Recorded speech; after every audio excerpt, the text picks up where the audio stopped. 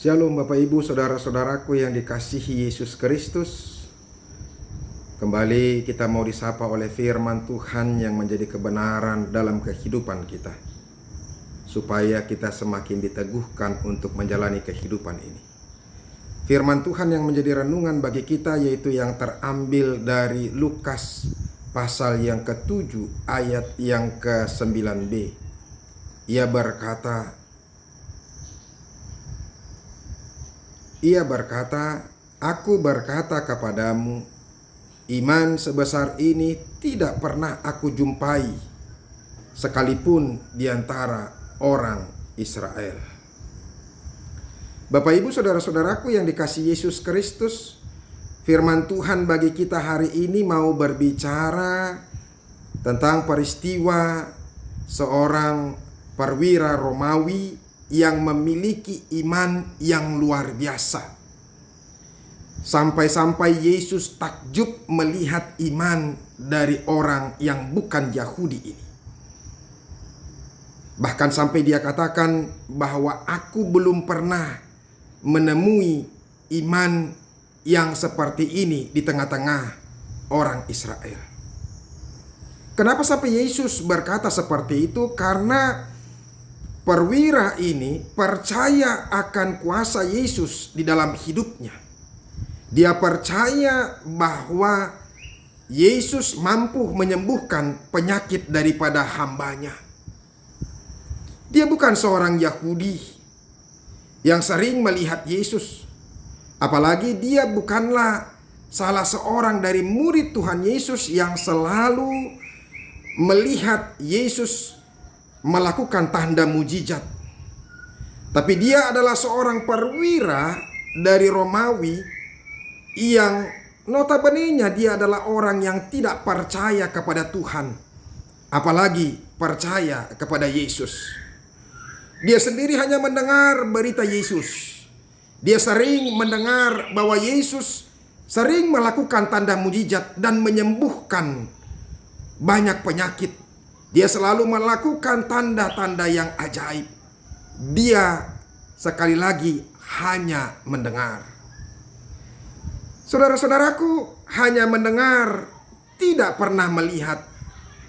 Tapi imannya melebihi dari orang yang melihat. Yang menjadi pertanyaan kepada kita, kenapa bisa? Masa hanya orang mendengar bisa lebih yakin daripada orang yang melihat tanda-tanda mujizat yang dilakukan oleh Tuhan Yesus? Nah, justru inilah yang mau disampaikan oleh firman Tuhan bagi kita hari ini. Berbicara soal iman bukanlah berbicara soal melihat. Berbicara soal iman bukanlah berbicara soal mengalami atau merasakan tanda mujizat itu sendiri. Tetapi berbicara soal iman adalah berbicara soal hati yang mau mempercayai dan mau meyakini. Ini yang mau ditekankan kepada kita. Maukah kita mempercayai apa yang kita dengar dari berita yang disampaikan? Terlebih, apakah maukah kita mempercayai apa yang diberitakan dari firman Tuhan? Karena sering sekali kita mendengar firman Tuhan, tapi sering sekali pula kita tidak percaya dengan apa yang kita dengarkan dari firman Tuhan itu. Oleh karena itu sekarang mari kita uji. Bapak Ibu, benarkah iman tidak berbicara soal melihat dan mengalami tanda mujizat? Di dalam Alkitab kita membaca dan mendengar bahwa Tuhan Yesus sering sekali melakukan tanda-tanda mujizat. Dia sering sekali menyembuhkan orang-orang yang sakit. Dari mulai ketika Yesus juga pernah melakukan tanda mujizat, yaitu memberikan makan 5.000 orang. Dari apa? 5 roti dan 2 ikan. Bayangkan Bapak Ibu, dari 5 roti dan 2 ikan, Yesus memberikan makan 5.000 orang. Tetapi yang menjadi pertanyaan kepada kita, Siapakah yang percaya dan mau mengikut Yesus setelah melihat tanda mujizat yang luar biasa itu? Dia memberikan 5.000 orang makan. Belum lagi itu dihitung istri dan anak-anak atau perempuan dan anak-anak. Hanya dengan 5 roti dan 2 ikan. Dan lebihnya ada sampai 12 bakul lagi. Mereka kenyang-kenyang. Tetapi sekali lagi yang menjadi pertanyaan kepada kita, ada berapa orangkah yang percaya, sungguh-sungguh percaya bahwa Yesus itu adalah Tuhan bagi mereka? Ketika Yesus menunjukkan tanda mujizat itu, melakukan tanda mujizat itu, berapa orangkah yang menjadi percaya dan mau mengikut Yesus? Bahkan Yesus pernah berkata dalam ayat yang lain, "Engkau datang kepadaku hanya karena engkau telah melihat tanda mujizat. Engkau datang kepadaku karena engkau membutuhkan makanan dan minuman." Bayangkan begitu pedas sekali perkataan Tuhan Yesus. Dalam hal yang lain, Yesus pernah menyembuhkan orang yang buta. Yesus juga pernah menyembuhkan orang yang sakit kusta. Yesus juga pernah menyembuhkan orang yang kakinya pincang. Dan bahkan dia juga membangkitkan orang yang mati, yaitu Lazarus dan pemuda dari Nain itu. Tapi sekali lagi yang menjadi pertanyaan kepada kita, apakah atau berapa orangkah yang menjadi percaya kepada Yesus ketika mereka melihat tanda mujizat, tanda yang luar biasa yang dikerjakan oleh Yesus, dan menjadi percaya kepada Tuhan? Berapa banyakkah orang yang percaya dari orang-orang yang melihat dan bisa merasakan tanda mujizat yang dilakukan oleh Yesus itu? Itu menunjukkan saudara-saudara bahwa ternyata benarlah seperti yang saya katakan tadi, bahwa berbicara soal iman bukan berbicara soal melihat. Berbicara soal iman bukanlah berbicara soal merasakan atau mengalami tanda mujizat itu. Makanya banyak orang Yahudi minta tanda terus kepada Tuhan Yesus. Tapi Yesus berkata, biarlah engkau melihat tanda Yunus yang dilepaskan oleh Tuhan dari perut ikan itu. Dan satu ketika lagi, ketika Yesus pernah menyembuhkan 10 orang yang penyakit kusta, dan mereka semua disembuhkan oleh Tuhan Yesus. Berapa orangkah dari mereka yang datang kembali kepada Tuhan, mengucapkan terima kasih dan percaya bahwa Yesus adalah Tuhan yang sanggup memulihkan, yang sanggup menyembuhkan? Dan berapa orangkah dari antara mereka yang mau mengikut Yesus menjadi murid Yesus? Saudara-saudaraku, iman bukan soal melihat, tapi iman berbicara soal meyakini dan mempercayai. Firman Tuhan berkata dalam Roma 1 ayat yang ke-17, sebab di dalamnya nyata kebenaran Allah yang bertolak dari iman dan memimpin kepada iman. Seperti ada tertulis, orang benar akan hidup oleh iman. Kita ini hidup karena iman, bukan karena yang lain. Kita ini hidup oleh karena iman, bukan karena jabatan yang kita miliki. Kita hidup karena iman, bukan karena materi yang kita miliki. Kita ini hidup karena iman, bukan dari apa yang ada dalam kehidupan kita. Sehebat apapun kita, kalau kita tidak tinggal di dalam iman, maka dalam sekejap mata kita akan binasa. Dalam sekejap mata kita akan mengalami kelemahan dan akan meninggal.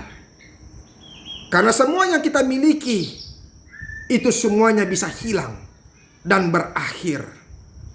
Jabatan akan berakhir. Itu menunjukkan bahwa segala sesuatu itu punya limit. Jabatan akan berakhir. Kalau kita memiliki jabatan bisa kita pegang 2 tahun, 3 tahun, 5 tahun, 10 tahun, 20 tahun. Tetapi yang jelas, jabatan kita akan berakhir karena semuanya terbatas. Tetapi orang yang memiliki iman, dia akan tetap akan hidup sekalipun jabatannya telah berakhir. Harta bisa hilang atau habis seketika.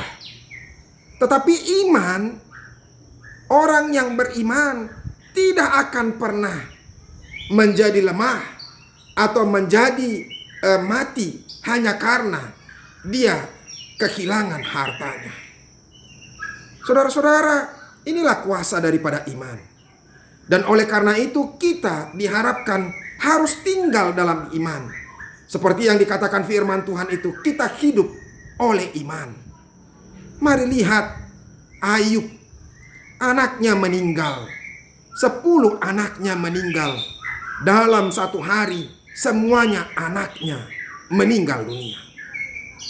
Apakah kita bisa bertahan kuat sama seperti Ayub?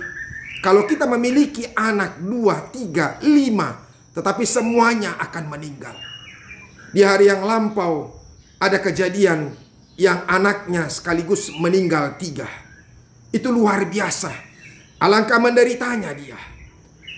Tetapi saudara-saudara, bukan hanya anaknya yang meninggal. Hartanya dalam sekejap hilang. Dia adalah orang yang paling kaya di timur. Harta bendanya begitu banyak sehingga dia betul-betul dialu-alukan, disegani ketika itu. Tetapi harta yang dia miliki seketika itu hilang, habis semuanya. Sekejap mata hilang. Dan bukan itu saja.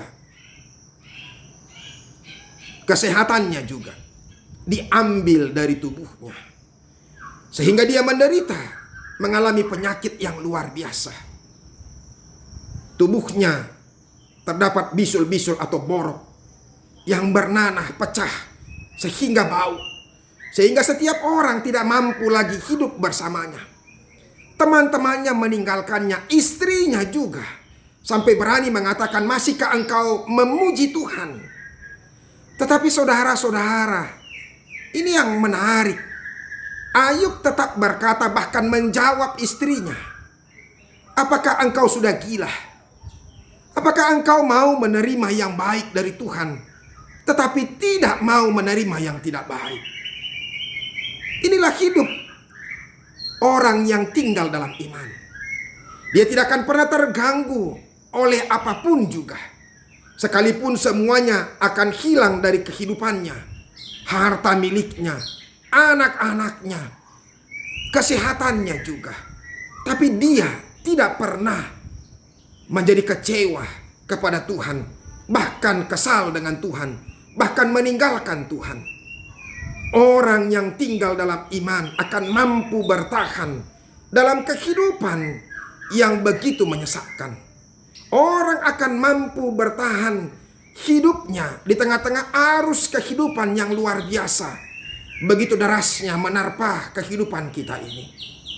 Mari lihat, ada begitu banyak orang yang jatuh pada saat ini hanya karena dia tidak mampu menghadapi situasi yang sedang terjadi. Ada begitu banyak orang yang tertekan, terbeban, depresi, bahkan gila, stres, bahkan sampai meninggal dunia hanya karena mengalami kesusahan yang begitu berat, karena dia tidak memiliki iman dan karena dia tidak mengandalkan Tuhan. Oleh karena itu, marilah kita hidup dalam iman. Dalam iman yang dari kita dengarkan dari firman Tuhan. Firman Tuhan berkata dalam Roma 10 ayat yang ke-17. Jadi iman timbul dari pendengaran, dan pendengaran oleh firman Kristus. Kita beriman ketika kita mendengarkan firman Tuhan. Kita beriman diteguhkan oleh firman Kristus itu sendiri. Oleh karena itu, mari dengarkan firman Tuhan setiap hari. Dan biarkan hatimu disirami oleh firman Tuhan, supaya engkau juga akan bertumbuh dalam iman. Marilah kita mengimani apa yang kita dengarkan dari firman Tuhan. Jangan pernah ragu-ragu dengan perkataan firman Tuhan. Sebab firman Tuhan itu adalah kebenaran. Saudara-saudara, firman Tuhan berkata, jadilah seperti yang kau imani. Bahkan Yesus lebih tegas lagi berkata, jadilah seperti yang engkau kehendaki. Apa yang kita imani akan terjadi. Apa yang kita kehendaki akan terjadi. Imanilah itu. Bagi kita yang sakit, apakah yang engkau kehendaki? Kesembuhankah? Maka imanilah itu, maka engkau sembuh. Bagi keluarga yang berantakan, bercerai, apakah yang engkau kehendaki? Keluarga yang harmoniskah? Keluarga yang dipulihkankah? Imanilah itu, maka itu akan terjadi. Bagi ekonomi yang terpuruk, apakah yang engkau kehendaki? Pemulihan ekonomi kah? Imanilah itu, maka itu akan terjadi. Apapun yang engkau imani, apalagi ketika kita meminta di dalam doa kita. Firman Tuhan berkata dalam Markus 11 ayat yang ke-24.